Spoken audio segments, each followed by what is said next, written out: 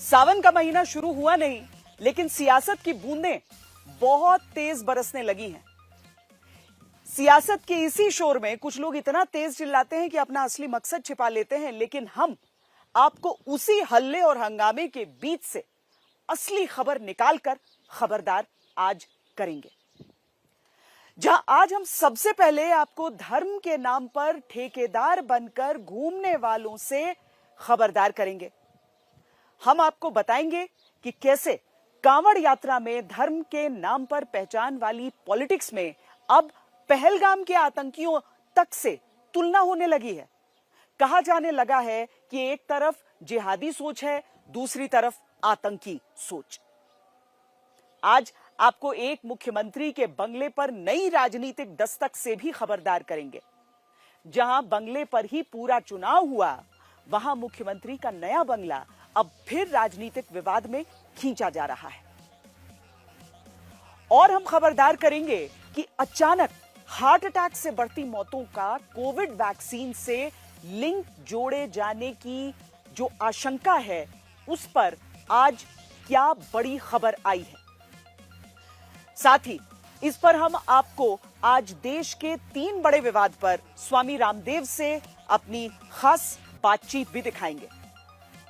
लेकिन सबसे पहले हम बात करते हैं सावन के महीने में कांवड़ यात्रा शुरू होने से पहले कांवड़ यात्रा के रूट पर होती धर्म की ठेकेदारी और धर्म की राजनीति से। अंतरिक्ष में पहुंचे शुभांशु शुक्ला ने तो प्रधानमंत्री नरेंद्र मोदी से कहा था कि अंतरिक्ष से भारत बहुत भव्य दिखता है, लेकिन अंतरिक्ष से भारत की सियासी जमीन को अगर देखा जाए तो शायद नजर आएगा कांवड़ रूट पर दुकान का नाम और दुकानदार की पहचान हिंदू या मुसलमान। खबरदार करता सीधा सवाल है कि आस्था के जिस मार्ग पर कांवड़ लेकर श्रद्धालु चलते हैं, वहां हर साल हिंदू बनाम मुस्लिम की राजनीति देश के एक हिस्से में क्यों होती है? कांवड़ लेकर श्रद्धालु बिहार से झारखंड के बीच भी चलते हैं, लेकिन वहां कोई धार्मिक विवाद जन्म नहीं लेता, जितना कि दिल्ली से लेकर उत्तर प्रदेश और उत्तराखंड तक होता है। कुछ ऐसे जिहादी मानसिकता के लोग हैं जो नाम स्वामी यशवीर महाराज, हिंदुवादी संगठन का नेता, कहते हैं कांवड़ यात्रा मार्ग पर जिहादी मानसिकता वाले हमारे देवी देवता के नाम से दुकान चलाते हैं, धर्म भ्रष्ट करते हैं। जिहादी मानसिकता के लोग हैं जो होटल, ढाबे, चाय की दुकान, मिठाई की दुकान, जूस की दुकान हमारे देवी देवताओं के नाम से या भ्रमित नाम से चलाते हैं। नाम एसटी हसन, समाजवादी पार्टी के पूर्व सांसद, कहते हैं आतंकी मानसिकता से भरे लोग पैंट उतरवाकर कांवड़ रूट पर धर्म जांच रहे हैं। पहलगाम के अंदर भी क्या पैंटें नहीं उतरवाई गई थी? पहचान नहीं पूछी गई थी? फर्क यह है कि उन्होंने गोली मार दी। इन्होंने पैंटें जब देखा कि ये हिंदू भाई हैं तो उन्होंने क्या पैंटें पहन लो। तो टेररिज्म का मतलब सिर्फ यही नहीं है कि गोली मार दो, टेरराइज करो इंसान को। तो ये टेरराइज क्यों कर रहे हैं? के सम्मान में। नाम सचिन सिरोही, खुद को हिंदू सुरक्षा संगठन का मुखिया बताते हैं और इनकी तो मांग है कांवड़ यात्रा के दौरान मुस्लिम 15 दिन तक दुकान ही बंद कर लें। मैं तो प्रदेश के मुख्यमंत्री से कह रहा हूँ, जो अन्य धर्म के लोग हैं जिस तरीके से भोजन की दुकानें खोल रहे, 10-12 दिन बंद कर लेंगे तो क्या चला जाएगा? इस देश की सबसे बड़ी यात्रा कांवड़ यात्रा, हम कैसे दूषित करा ले?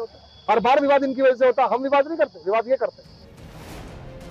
नाम असदुद्दीन ओवैसी, प्रमुख AIMIM, कहते हैं 10 साल पहले शांति से कांवड़ होती रही, अब इतना हंगामा क्यों? नहीं, तेरा नाम ये नहीं है, पैंट उतार, कपड़ा उतार, क्या है ये? 10 साल पहले सुकून से होता था पूरा, अब क्यों हो रहा है गड़बड़? ये बराबर कांवड़ यात्रा जाती थी, जाती रहेंगी, मगर ये लोग कौन है भाई? आस्था की सबसे बड़ी यात्रा पर जिहादी बनाम आतंकी, मुस्लिमों की दुकान बंद बनाम तमाशा क्यों चालू वाला राजनीतिक शोर इस वक्त उठा है, जिससे आज आपको हम खबरदार कर रहे हैं। दरअसल उत्तर प्रदेश में सरकार ने कहा है कि कांवड़ यात्रा मार्ग पर खुले में मांस नहीं बिकेगा। होटल, ढाबा, दुकान संचालक को अपना नाम बाहर जाहिर करना होगा। उत्तराखंड में भी सरकार ने कहा है कि जो नियम ये वाला नहीं मानेगा उसे 2 लाख तक का जुर्माना भरना होगा, कानूनी कार्रवाई होगी। दिल्ली में भी सरकार कह रही है कि कांवड़ रूट पर मीट की दुकानें बंद करा दी जाएंगी। कांवड़ यात्रा आपकी 11 जुलाई से शुरू होनी है। दिल्ली, उत्तर प्रदेश, हरियाणा, उत्तराखंड के 4 से 5 करोड़ लोग दावा होता है कि आस्था से जुड़ी इस बड़ी यात्रा में सावन के महीने में शामिल होते हैं, गंगा जल लाकर अपने घर के पास शिवालय पर चढ़ाते हैं। यूं तो कांवड़ यात्रा झारखंड, बिहार में भी होती है, लेकिन कभी धर्म के नाम पर विवाद वहां नहीं सुनाई पड़ता। हाँ, हर साल अब दिल्ली, यूपी, उत्तराखंड कांवड़ रूट पर धार्मिक विवाद का अखाड़ा जरूर बन जाता है। कुछ ऐसे जिहादी मानसिकता के लोग हैं जो क्या इसकी वजह यशवीर महाराज जैसे हिंदूवादी नेता भी हैं? इस सवाल की वजह सुनने के लिए इस बयान को सुनिए। हमने अब निश्चय किया है कि 5000 हिंदू वीर इस निरीक्षण में रहेंगे और कोई भी इस प्रकार के जो थूकने मूत्र वाला गैंग है, उनकी इस प्रकार की घृणित कार्य की दुकान नहीं चलने दी जाएगी। जो भी वहाँ हिंदू समाज के लोग भोजन करते हैं या फल जूस है, कोई भी खाद्य पदार्थ का सामान खरीद करके खाते हैं, तो उसमें ये लोग पूरे कांवड़ मार्ग पर हमारा निरीक्षण रहेगा। प्रदर्शन उनका तब तक जारी रहेगा जब तक कि वो हमारे देवी देवताओं का नाम नहीं हटाते, और इस बार भी प्रशासन सहयोग करेगा।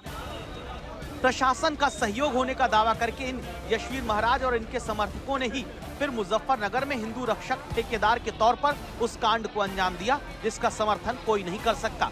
मुजफ्फरनगर के पंडित जी वैष्णो ढाबा पर पहुंचकर हंगामा शुरू हुआ। दावा किया कि पंडित जी वैष्णो ढाबा के पेमेंट स्कैनर पर मुस्लिम समाज से जुड़ा नाम आया, इसलिए फिर यहां पर कर्मचारियों का आधार कार्ड मांगना यशवीर महाराज की बनाई टीम ने हंगामे के साथ शुरू किया। ढाबा कर्मचारियों का आरोप ये तक है, आधार कार्ड न दिखाने पर पैंट तक उतरवा कर धर्म की जांच की जाने लगी। मैंने पेट तारी, पहला आधार कार्ड चेक करा, आधार कार्ड है नहीं खोएगा, और क्या नाम मुझे नंगा करने को तो ये लोग बीमार चल रहा, देखो बीमार चल रहा, बाबूजी में बीमार चल रहा, टेक का तरह होगा तभी। किसने करने की कोशिश की? मैंने ना, वो लौंडा काला लौंडा वो अब नू देख रहे मुसलमान हो क्या हो या तू? मैं हिंदू, झूठ नहीं बोल रहा। होटल पे मैं यहाँ काम करूँ। कौन सा होटल है? एक बात और पता कीजिए। पंडित जी का। जिस पंडित ढाबे पर पहुंचकर धर्म के इन कथित पहरेदारों ने आरोपों के मुताबिक नीचता का काम किया, वहां कुछ गलत नहीं हो रहा था। सिर्फ नाम पंडित ढाबा था और दावा है इस ढाबे के मालिक मुस्लिम थे। संचालक और सब मालिक मुस्लिम है, कर्मचारी सब मुस्लिम है और नाम पंडित ढाबा लिखा हुआ है। तो इसलिए 24 घंटे का समय है, 24 घंटे के अंदर अंदर अपना नाम लिख ले, नहीं तो यहाँ हमारा 24 घंटे के पश्चात धरना प्रदर्शन होगा और जब तक नाम नहीं लिखा जाएगा तब तक धरना प्रदर्शन चलता रहेगा। सवाल है कि यशवीर महाराज जैसे लोगों को क्या इस गुंडाई की छूट दी गई, जिनके शब्द सुनकर लगता है ये खुद ही कानून का डंडा साथ लेकर चलते हैं, जिनके गुंडे समर्थकों ने पैंट तक उतरवाकर धर्म की पहचान का घिनौना काम करना शुरू किया। और इनके लिए खबरदार करता सवाल है, क्या यशवीर महाराज जैसे धर्म के ठेकेदारों को छूट दी गई क्योंकि पुलिस यशवीर महाराज पर सीधी कार्रवाई नहीं करती? जहां तुरंत गिरफ्तारी होनी चाहिए वहां नोटिस भेजकर खाना पूर्ति होती है। नोटिस भी यशवीर महाराज नहीं बल्कि उनके 6 समर्थकों को भेजकर मानो पुलिस अपना चेहरा बचाने में जुटी है। क्या यही वजह है कि यशवीर महाराज सरकार और पुलिस को चुनौती, चेतावनी देने लगते हैं?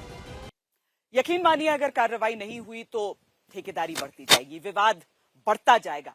इसका मतलब यह भी नहीं है कि किसी को कांवड़ लेकर जाते श्रद्धालु की आस्था से खिलवाड़ की छूट मिल जाए, लेकिन ये देखने, ये रोकने, ये कार्रवाई करने का जिम्मा कानून के पास है, पुलिस के पास है, किसी संगठन के नेता और उसके समर्थकों के पास नहीं।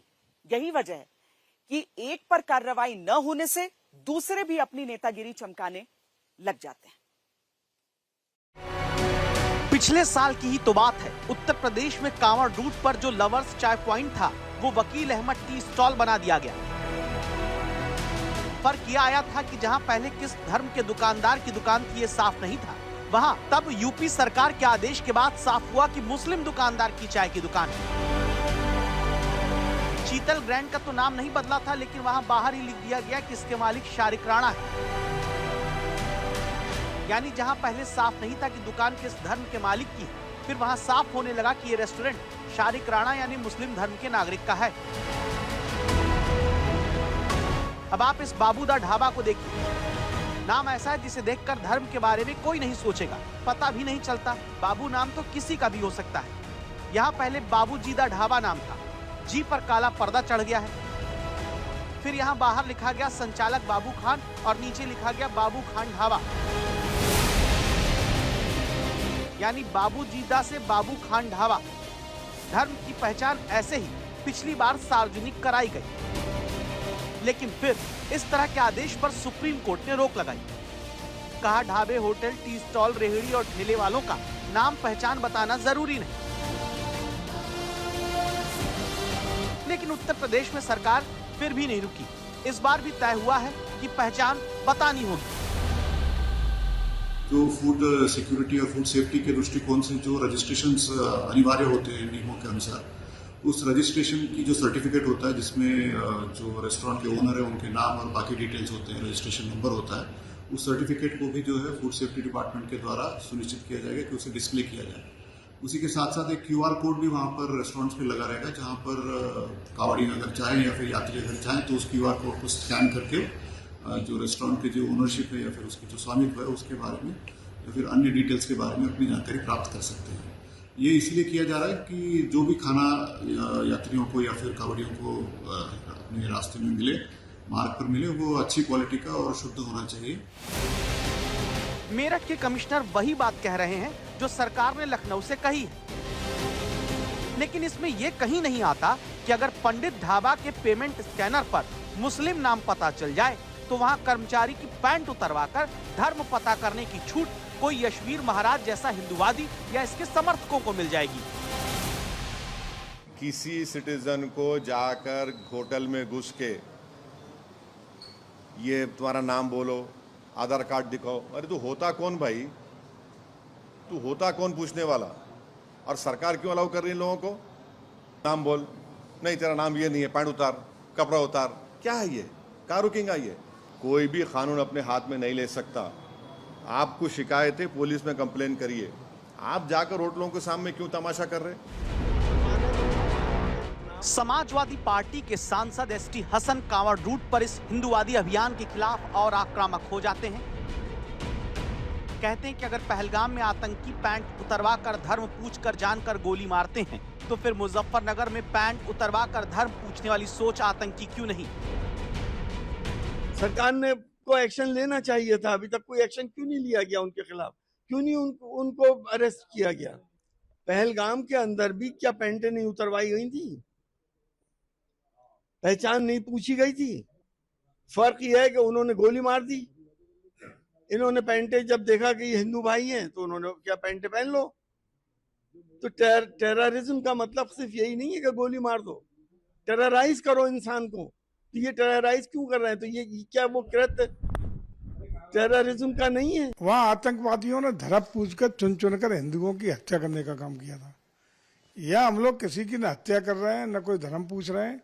हम लोग केवल जो जिसका प्रतिष्ठान है उसका आइडेंटिफाइड रहे, न किसी का प्रतिष्ठान बंद करा रहे हैं, न किसी को अपना कारोबार व्यापार करने से रोक रहे हैं। बात सही है, किसी को खाने पीने का सामान दूषित नहीं मिलना चाहिए, लेकिन क्या पैंट उतरवा कर इसकी कोई जांच करेगा?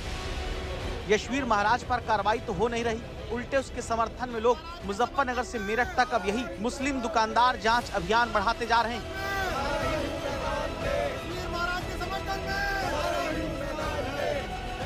अब देखिए ये लोग मेरठ में क्या कर रहे हैं। ये यशवीर महाराज के साथ मिलकर भगवान वाराह की तस्वीर लेकर दुकानों पर बांट रहे हैं, इस दावे के साथ कि तुम हिंदू दुकानदार हो तो भगवान वाराह की तस्वीर लगाओ। इनके समर्थक 2 कदम आगे बढ़कर मुस्लिम दुकानदारों का विरोध करने लगे। उनके आधार कार्ड से पहचानेंगे, उनका जो बारकोड है उससे पहचानेंगे, लेकिन मैं तो पहचान की बात ही खत्म कर रहा हूँ। मैं तो प्रदेश के मुख्यमंत्री से कह रहा हूँ, जो अन्य धर्म के लोग हैं जिस तरीके से भोजन की दुकानें खोल रहे, 10-12 दिन बंद कर लेंगे तो क्या चला जाएगा? इस देश की सबसे बड़ी यात्रा कांवड़ यात्रा हम कैसे दूषित करा लें? अब इन पर रोक न लगने का ही नतीजा है कि कांवड़ यात्रा शुरू होने से पहले ही कांवड़ मार्ग पर होटल, ढाबा, रेस्टोरेंट जहां हिंदू मालिक हैं वहां भगवान वाराह का पोस्टर, स्टिकर चिपकाया जा रहा है या आधार कार्ड की जांच करने लगते हैं। ऐसे अपने समर्थक लेकर चलते हैं मानो ये खुद पुलिस वाले। क्या वाकई यूपी में सुरक्षा व्यवस्था अब यशवीर महाराज जैसे लोगों के कंधों पर आ गई है, या फिर इन्हें ऐसे मकसद से छोड़ा गया जिससे सियासत होती रहे, विवाद बढ़ता रहे, धर्म के नाम पर खाई खींचती रहे? उत्तर प्रदेश के मुख्यमंत्री माननीय योगी आदित्यनाथ जी का मैं कोटि कोटि धन्यवाद करता हूं कि उन्होंने हमारी इस आवाज़ को, इस अभियान को उचित मानते हुए सभी को ये निर्देश दिया है कि सभी खाद्य पदार्थ की दुकान पर मोटे अक्षरों में नाम लिखे। और ये नियम भी है, कोई ये कहता हो ये कानूनन है, हर कोई दुकान पर अपना नाम अवश्य लिखेगा। जो यशवीर महाराज सीधे अपने अभियान में मुख्यमंत्री तक का नाम लेकर कहते हो कि सब ठीक है, उन पर क्या ही पुलिस कार्रवाई करेगी? अगर कांवड़ यात्रा के लिए सुविधा प्रदान करती है तो उसमें कोई आपत्ति नहीं है, लेकिन दूसरी बात यह है कि कांवड़ यात्रा के माध्यम से आप एक नफरत का माहौल पैदा करें समाज में, वो उचित नहीं है। दुर्भाग्य से थूक जिहाद, पेशाब जिहाद, ये एक नया चैप्टर शुरू हो गया। ढाबे का नाम बदलकर हिंदू नाम रखोगे, जबकि मालिक जो है वो जिहादी है, ये स्वीकार्य नहीं है। हर व्यक्ति को ये अधिकार है ये जानने का कि वो जिससे सामान खरीद रहा है वो कौन है। ये विवाद फिर यूं ही चलता रहे, लेकिन इससे धार्मिक शुद्धता, शुचिता की गारंटी का पता नहीं, पर सियासी विवाद और टूटते कानून की गारंटी जरूर मिलती दिख रही है। इसीलिए आज हम खबरदार करते हुए ये राय रखते हैं कि नियम का पालन कराने का जिम्मा प्रशासन का है, धर्म के ठेकेदारों का नहीं। पैंट उतरवाकर धर्म की जांच कराने के आरोपी यशवीर महाराज पर कार्रवाई होनी चाहिए, और जो लोग धर्म के नाम पर सड़कों पर उतरते हैं उन्हें खबरदार करती एक सलाह भी हम देते हैं कि जो लोग हिंदू रक्षा के नाम पर ढाबे, होटल की जांच कर रहे हैं, काश वो ये भी देखें कि वहां खाद्य सामग्री सही ढंग की है या नहीं है। सिर्फ ये ना देखें कि होटल, ढाबे का मालिक हिंदू है या मुसलमान, बल्कि ये जरूर देखें वो कि मिलावटी खाद्य सामग्री तो नहीं बिक रही है, क्योंकि श्रद्धालुओं के प्रति यह भी तो कर्तव्य हो जाता है। अगर धर्म के नाम पर रक्षा अभियान का और आइडिया चाहिए तो सड़कों के गड्ढों के पास जाकर लोगों को सतर्क करें, प्रशासन की नींद तोड़ें। और भी नागरिकों की रक्षा की चिंता है तो जाकर ये भी देख लें कि किन अस्पताल में, किन स्कूल में, कोचिंग सेंटर की इमारत में आग से बचाव के पर्याप्त इंतजाम हैं या फिर नहीं है। ऐसे तमाम रास्ते हैं जहां पर चलकर नागरिकों की रक्षा का कार्य किया जा सकता है। बस दिक्कत यह है कि वहां धर्म के नाम पर ठेकेदारी करने का मौका नहीं मिलेगा, लेकिन हां, जनता का साथ जरूर मिल जाएगा। राष्ट्र धर्म की बात करते हुए इस बात पर जोर देते हैं कि राष्ट्र धर्म हर नागरिक की सुरक्षा की बात करता है, धर्म के नाम पर विभेद नहीं सिखाता है। सबूत अयोध्या से आया है, जहां सावन के महीने और झूला मेले से पहले प्रसाद के नाम पर मिलावटखोरी करने वालों के खिलाफ अभियान चलाने की शुरुआत की जा रही है। आज हमारे साथ है संकट मोचन सेना के राष्ट्रीय अध्यक्ष हनुमानगढ़ी से संजय दास जी। हम उनसे बात करते हैं कि यहाँ पे अभी महाराज जी एक कवायद शुरू की गई है कि जो दुकानदार हैं वो अपने दुकान का नाम बाकायदे डिब्बे पे लिखेंगे, मोबाइल नंबर लिखेंगे और बाकायदे प्रसाद जो होगा उसमें शुद्धता रखी जाएगी। ऐसा भी निर्णय लिया गया है। देखिए, हनुमानगढ़ी पे जो लड्डू चढ़ रहा है वह तो शुद्धता है ही है उसमें, लेकिन कुछ ऐसी शिकायतें मिली थी कि कुछ दुकानदार ऐसे हैं जो गलत तरीके से लड्डू प्रयोग कर रहे हैं, लड्डू बना रहे हैं और लड्डू बेच रहे हैं, जैसा कि उसमें डालडा से निर्मित है और जो है आपके जो है मक्के का बेसन है, जबकि उसमें शुद्ध घी 1 नंबर जो निर्धारित कर रखा अखाड़े ने व्यापारियों को दिशा निर्देशित कर रखा कि इसी घी का इस्तेमाल होगा। तो महाराज जी कहने की आपने कोई टीम भी गठित हुई है अखाड़ा की तरफ से कि अगर गलत पाए गए तो आप बाकायदे खुद से जांच करेंगे उनकी? हाँ, इसमें संतों की तरफ से जो है 4 लोगों की टीम है और व्यापारियों की तरफ से 4 लोगों की टीम है।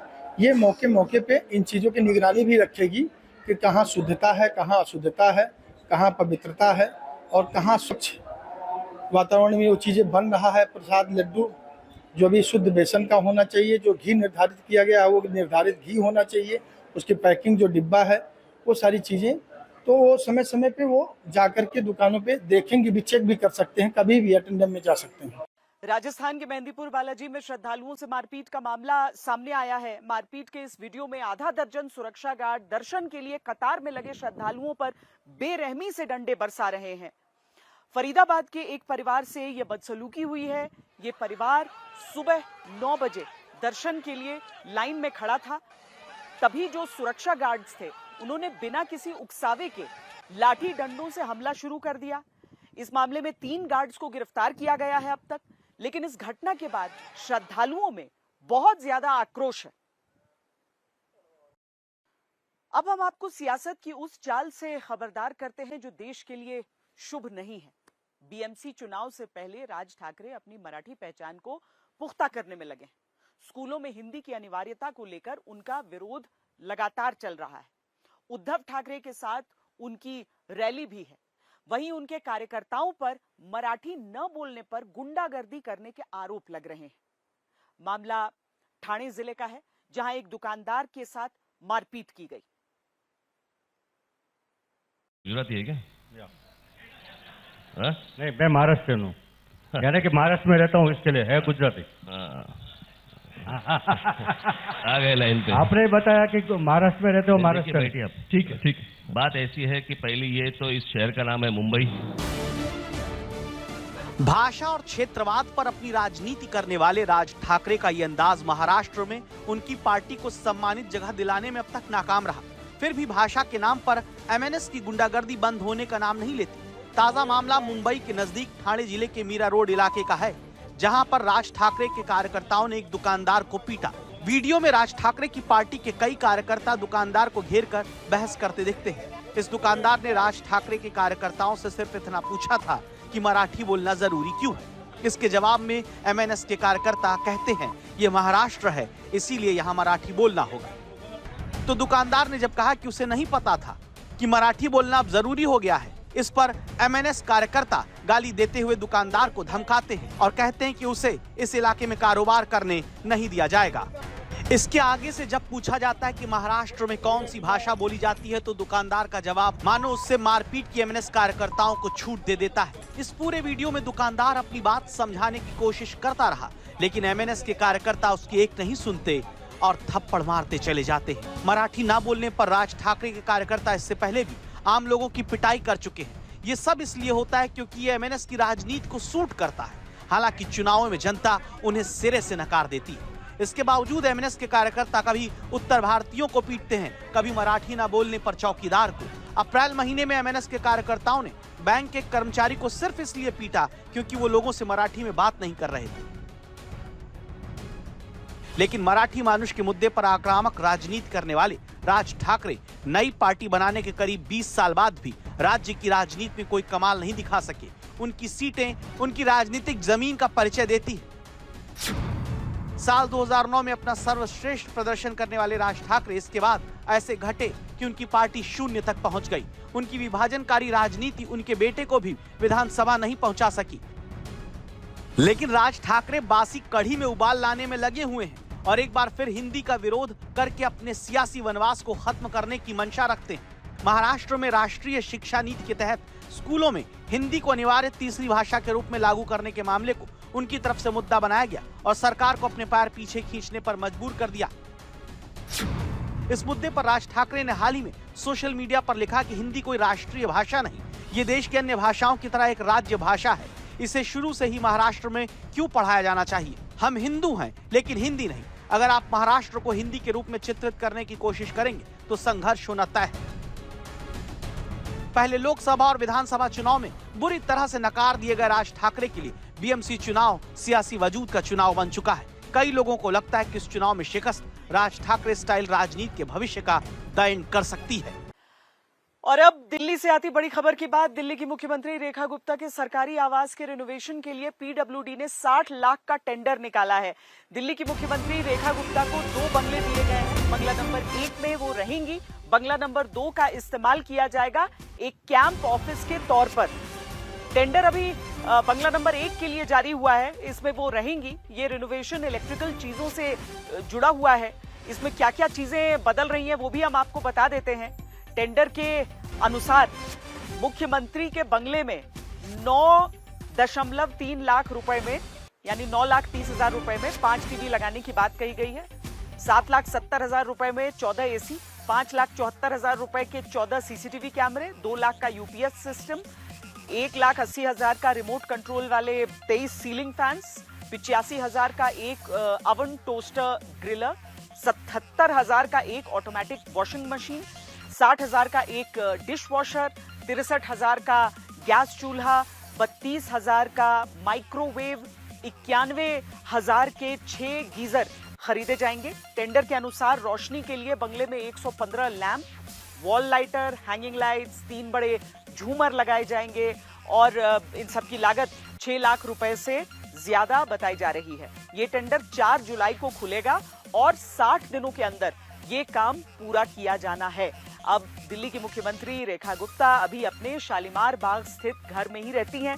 इससे पहले बीजेपी ने एक बात को साफ कर दिया था कि 6 फ्लैगस्टाफ जो बंगला है जहां अरविंद केजरीवाल कभी बतौर मुख्यमंत्री रहा करते थे, वहां पर उस बंगले का इस्तेमाल इसके लिए नहीं किया जाएगा।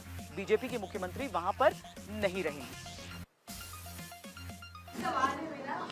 जी आज आम आदमी पार्टी इस पर सवाल उठा रही है कि जो पीडब्ल्यूडी की तरफ से जो टेंडर निकला है मुख्यमंत्री के घर के लिए, उसमें जो कैमरेज की टीवीज की बात की और 14 एसी की बात की, आम आदमी पार्टी कह रही है कि शीश महल पे हमसे सवाल पूछते थे। आज इस पे मैडम, हम आज दिल्ली के एक बहुत बड़े गंभीर विषय के लिए यहाँ बैठे हुए हैं और आम आदमी पार्टी क्या कहती है क्या नहीं कहती है वो उनका इसका जवाब आपको इसी से दे देता हूँ। अरे गिराना भाई इनको, कैमरे लगाना, कैमरे गुड़ाना, 1 2 3 4 5 6 7। अरे एक कमरे में 8 एसी लगा रखे हैं, मुख्यमंत्री का ऑफिस और घर है, कोई शर्म आनी चाहिए इन बेईमानों को। मुख्यमंत्री जी आपको बहुत बहुत बधाई हो। रेखा जी आपको 2 बंगले अलॉट हो गए हैं, जिसे मैंने कहा था कि मायावी शक्तियों के द्वारा आपको अलॉट कराए गए हैं, इसलिए इस बंगले का नाम माया महल रखा गया है।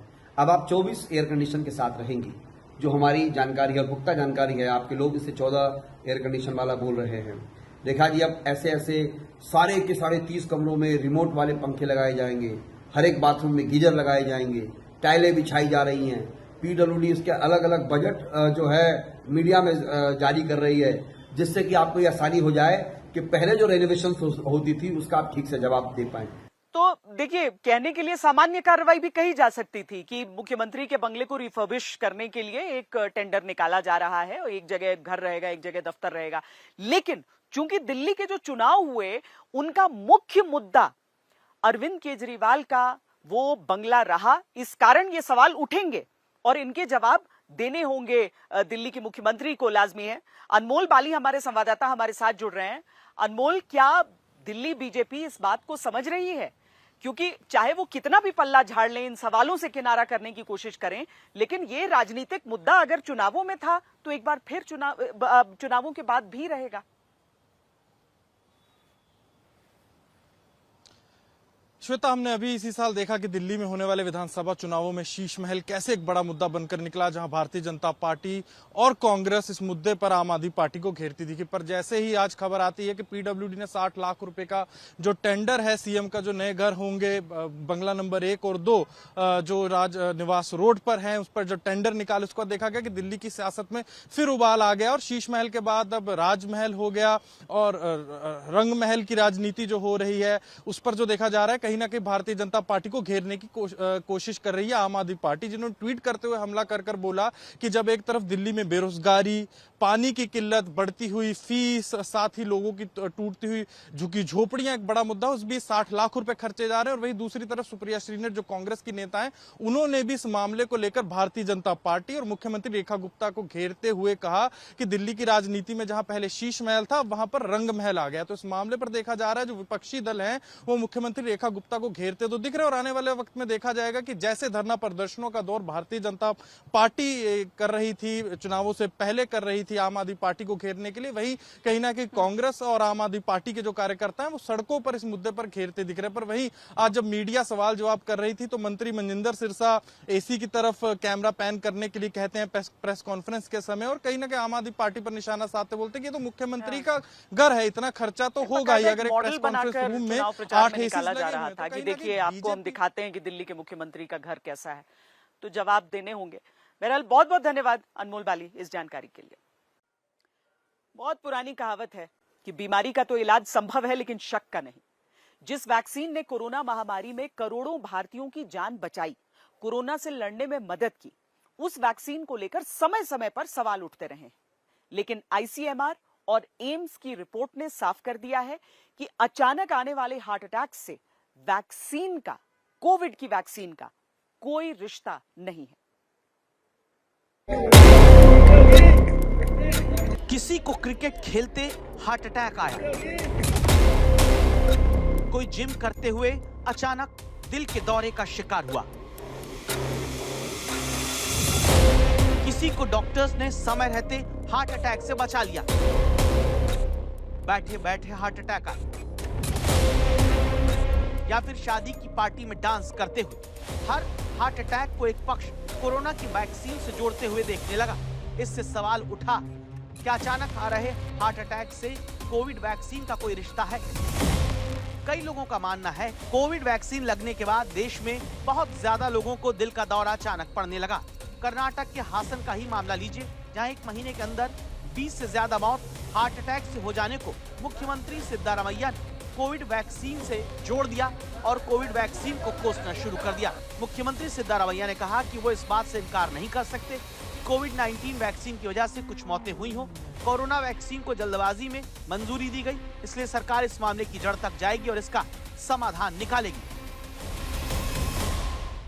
Throughout the world and India today, if you see any professionals, any if you meet any of the medical specialists, they would say there is a reason. It's because of this COVID vaccines. ICMR had to they have to substitute. No, they have to tell what is the reason. Then what is the reason for? In one district, so many people are facing this heart attack. Throughout India and throughout Karnataka, there so many people are facing, especially middle-aged and young people.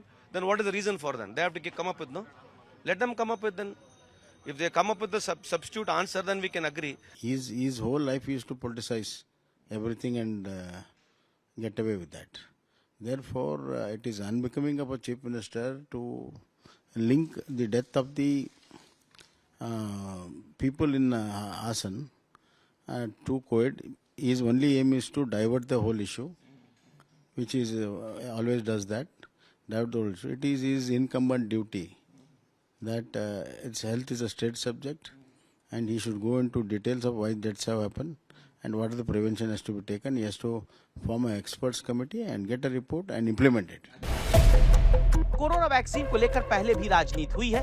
इस विवाद की आग में हर एक heart attack ने आग में घी का काम किया, लेकिन आईसीएमआर और एम्स की तरफ से की गई स्टडी में कहा गया है कि कोविड-19 के बाद हार्ट अटैक से हो रही मौत से वैक्सीन का कोई रिश्ता नहीं है। अब आपको दिखाते हैं स्वामी रामदेव से मेरी खास बातचीत। देश में जो मुद्दे चल रहे हैं, चाहे कथा सुनाने वाले की जाति को लेकर एक बवाल मचा हुआ हो, या फिर कांवड़ के रूट पर हंगामा दिख रहा हो, या कोविड वैक्सीन से जुड़ी हुई ऐसी बातें जिसमें एक ही जगह पर 40 दिन में 22 हार्ट अटैक्स नजर आ जाते हैं, इन सभी मुद्दों पर स्वामी रामदेव से मेरी खास बातचीत। नमस्कार, मैं हूं श्वेता सिंह, आप देख रहे हैं आज तक। धर्म संसद इसीलिए क्योंकि धर्म और जाति का एक नया विवाद हमारे सामने उठ खड़ा हुआ है।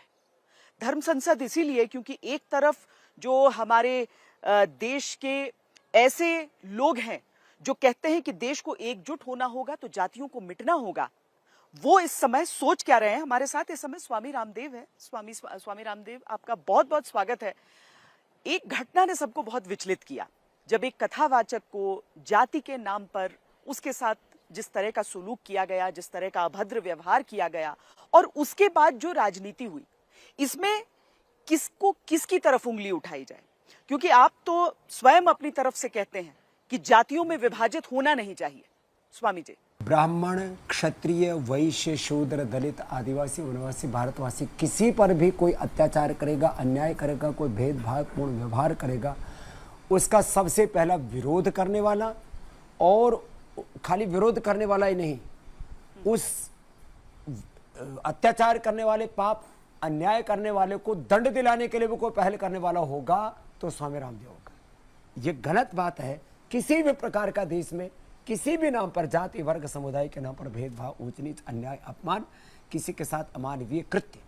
दूसरी बात, जो ऐसा करते हैं वो बौद्धिक दिवालियापन के, इंटेलेक्चुअल बैंक करप्सी के शिकार है। वो हिंदुत्व के, सनातन धर्म के विरोधी, वो पापी, वो अत्याचारी है, वो खुद नीच है, जो किसी भी जाति के हो। और मैं एक संदर्भ की बात नहीं कर रहा हूं, एक संदर्भ आया है, उसके बाद दूसरा तीसरा संदर्भ भी आया है। किसी ने ब्राह्मण कथावाचक का अपमान कर दिया, उसके साथ और उल्टा पुल्टा कर दिया। मैं सबके बारे में इस बात को कहना चाहता हूं, हम क्या कर क्या रहे हैं। और दुर्भाग्य तो यह है श्वेता जी, आप बहुत प्रबुद्ध पत्रकार हैं, कुछ सो कोल्ड बाबा, कथाकार और यहां तक कि कुछ शंकराचार्य, वो भी जातियों की आग लगाने में लगे। ये कर्म तो इस जाति के लोगों को ही करना चाहिए, ये कर्म तो इस जाति के लोगों को ही करना चाहिए। आज श्वेता जी, सब जाति वर्ग समुदाय के लोग सब कार्यों में, सब प्रकार के वृत्तियों में, प्रवृत्तियों में, विधायिका में, कार्यपालिका में, न्यायपालिका में, मीडिया में, हेल्थ में, एजुकेशन में, रिसर्च में, इनोवेशन, इन्वेंशन में, देश में, दुनिया में सर्वत्र छाए हुए। तो ये वृत्तियों के एकाधिकार की बात करना, कोई जातियों के नाम पर, वर्णाश्रम धर्म के नाम पर विभाजन की बात करना, ये सब के सब नीचताएं हैं, धूर्तताएं हैं, कुटिलताएं हैं। और स्वामी जी, अगर हम पौराणिक रूप में अगर हम देखें तो क्या ऐसा है वाकई कि आज जाकर ये सारी चीजें हो रही हैं? मुझे तो इतिहास, हमारे जो ग्रंथों के रचयिता हैं, हमारे बड़े बड़े पीठाधीशों के पंडित हैं, जो जातियों के उस खांचे को तोड़कर वो आगे बढ़े। और आज की बात थोड़ी है, प्रभु श्री राम को ले लीजिए, उन्होंने शबरी के झूठे, माँ शबरी के झूठे बेर खाए थे। देश में चरित्र की पूजा हुई है, श्रेष्ठ आचरण की पूजा हुई है। मैं तो सब जाति वर्ग समुदाय के लोगों से कहूंगा, अपने कर्म ठीक करो भाई, अपना आचार विचार, वाणी, व्यवहार, स्वभाव, संस्कार का परिष्कार करो, और आप देश के लिए क्या, दुनिया के लिए क्या अच्छा कर सकते हो, इसके ऊपर ध्यान दो। ये ऊंच नीच का भेद भाव का बीज मत डालो। और जो ऐसा भेदभाव का बीज डाल रहे, उन शंकराचार्यों का, उन महामंडलेश्वरों का, उन सोकोल्ड कथाकारों का, जो अलग अलग प्रकार के ठेकेदार बन करके इस देश को तोड़ने का काम कर रहे हैं, इनका सामाजिक, आर्थिक, राजनीतिक, धार्मिक पूर्ण बहिष्कार होना चाहिए। बहुत सी जगह ऐसी है जहां पर अभी भी मंदिरों में, विद्यालयों में, बहुत जगह अलग अलग प्रकार की चीजों में भेदभाव करते हैं, जातियों के नाम पर, इससे पुरुष के नाम पर। ये सब भेदभाव की दीवारों को हमें ढाना पड़ेगा। हम 21वीं सदी में जी रहे हैं, स्वामी जी, और क्या आप हमारा वेद, हमारी संस्कृति हमें यह वैज्ञानिक दृष्टि देती है। वो कहते हैं कि ये जाति की बात ही नहीं है, ये जो बात चल रही है ये दरअसल अमीर और गरीब की है। वो कहते हैं कि ये अमीर कथावाचक और ये गरीब कथावाचक, वो कहते हैं जाति की तो बात ही नहीं है। हाँ, ये भी बात ठीक कह रहे हैं। ये अमीर और गरीब का भी जो भेद है ना, मैं आज कहता हूं 99% लोग जो आज गरीब दिख रहे हैं, वो कभी भी उनमें से कोई अमीर हो सकता है। नरेंद्र मोदी जी चाय बेचने वाले के गरीब के लड़के हैं, आज देश के प्रधानमंत्री हैं। किस वर्ग के हैं, किस जाति के हैं? गरीब के बेटे हैं कि अमीर के बेटे हैं? स्वामी रामदेव अनपढ़ माँ बाप के घर में कृषक परिवार से पैदा होकर के आपके सामने बैठे हैं। करोड़ों लोग हमको आदर देते हैं, हम अपना एक श्वास भारत माता के लिए जीते हैं। तो ये गरीब अमीर के नाम पर भी भेदभाव करना, ये भी गलत है। तो ये जो ताकत के आधार पर निर्णय हो रहे हैं ना, आदमी को मानवता के आधार पर निर्णय करने चाहिए, सत्य के आधार पर निर्णय करने चाहिए, तो न्याय के आधार पर बातें होनी चाहिए। सब माने किसी भी आधार पर भेदभाव उचित नहीं। जाति वर्ग समुदाय, यहाँ पर पहलगाम की बड़ी चर्चा है। पहलगाम की चर्चा एक और संदर्भ में हो रही है, जब समाजवादी पार्टी के नेता कहते हैं कि जैसे पहलगाम में मजहब पूछकर लोगों को मार डाला, उसी तरीके से कांवड़ के रूट पे मजहब पूछकर और उनके साथ मारपीट की जा रही है। कांवड़ यात्रा जिस राह से निकलती है, वहां पर जो दुकानदार हैं, जो कुछ बेच रहे हैं, उनका धर्म क्या है, ये पूछना, ये आज की बात नहीं है, पिछले कुछ वर्षों में हमने देखा है। इसे किस हिसाब से होना चाहिए? सरकार अपनी तरफ से करती है और एक कार्रवाई करती है, पहचान कर करती है उस हिसाब से, या फिर ये जो हम देख रहे हैं स्वघोषित लोग निकल जा रहे हैं? श्वेता जी नहीं, ऐसा देखो, सरकार का यदि कोई आदेश है मैं उसको भी गलत नहीं मानता और मैं इसको भी गलत नहीं मानता। मुझे ये बताने में क्यों शर्म आनी चाहिए कि मैं सनातनी हिंदू परिवार में पैदा हुआ एक सन्यासी हूँ। मेरी पहचान तो वैसे तो हमारे तो कपड़ों से पता लग जाती है, वैसे तो आदमी की पहचान मैंने कहा उसके चरित्र आचरण से होती है, लेकिन मुझे अपने हिंदू कहने में कोई शर्म नहीं आती है। किसी को अपने मुसलमान कहने में शर्म क्यों आनी चाहिए? तो ये किसी भी प्रकार से अपने नाम को छिपाना, अपने जो है आपको जो है दूसरों के साथ में छल करना, ये भी गलत। आरोप प्रत्यारोप में मैं नहीं जाता हूँ। ये जो चोटी वाली घटना में भी किसी ने कहा कि उन्होंने अपनी जात को छिपाया। मैं कहता हूँ सबको, सब मनुष्य के आधार पर सबको गौरव देना चाहिए, आदमी को के साथ व्यवहार उसके चरित्र आचरण के आधार पर करना चाहिए, लेकिन किसी को, मुसलमान को अपने ढाबे पर अपना नाम लिखने में दिक्कत क्यों? कोई व्यक्ति वहाँ पर व्रत किया हुआ है, अनुष्ठान किया हुआ है, यात्रा कर रहा है और उसको अपने आहार विचार की शुचिता के आधार पर कोई निर्णय लेना है तो उसमें स्वतंत्रता, उसकी आहार की स्वतंत्रता, उसके विचार की स्वतंत्रता, उसके निर्णय लेने की स्वतंत्रता, आप उसमें किसी भी प्रकार की बाधा क्यों बनते हैं? तो किसी को भी अपना नाम छिपाने की जरूरत नहीं। जितना हिंदू को अपने हिंदू होने पर गर्व है, उतना मुसलमान को अपने मुसलमान होने पर गर्व होना चाहिए। को भी थोड़ा सा चर्चा करना चाहूंगी जो लोगों के मन में एक प्रश्न छोड़ रही है। एक युवा अभिनेत्री की अभी मृत्यु होना और ये चर्चा होना कि हार्ट अटैक होने का कारण क्या हो सकता है, क्या कुछ सप्लीमेंट्स हो सकते हैं।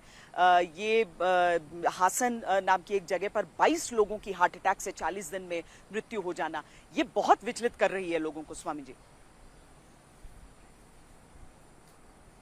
हाँ, synthetic nutraceutical, synthetic medicines, Brian Johnson जो कि 25 से 50 करोड़ रुपए सालाना अपने ऊपर खर्च कर रहा था। ये सिंथेटिक दवाइयाँ एंटी एजिंग के नाम पर, लॉन्गेविटी के नाम पर, ताकत के नाम पर, टोले शोले बनाने के नाम पर, बॉडी बिल्डिंग के नाम पर जितने भी सिंथेटिक उपाय किए जा रहे हैं, इनके सच में खतरनाक दुष्परिणाम है और मैंने अपनी आंखों से देखे हैं।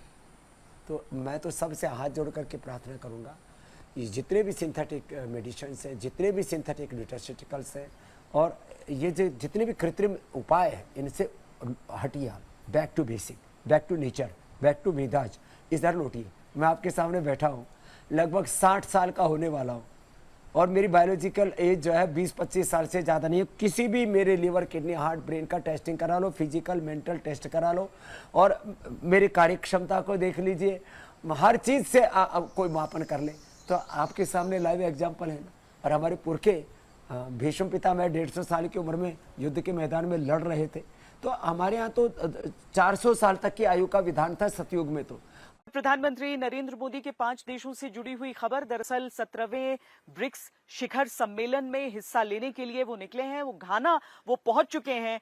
जिन देशों का उनका दौरा होगा वो देश घाना है, ट्रिनिडाद टोबैगो है, अर्जेंटीना है, ब्राजील है और नमीबिया। इन सभी देशों का वो दौरा करेंगे, 17वें ब्रिक्स शिखर सम्मेलन में भाग लेंगे।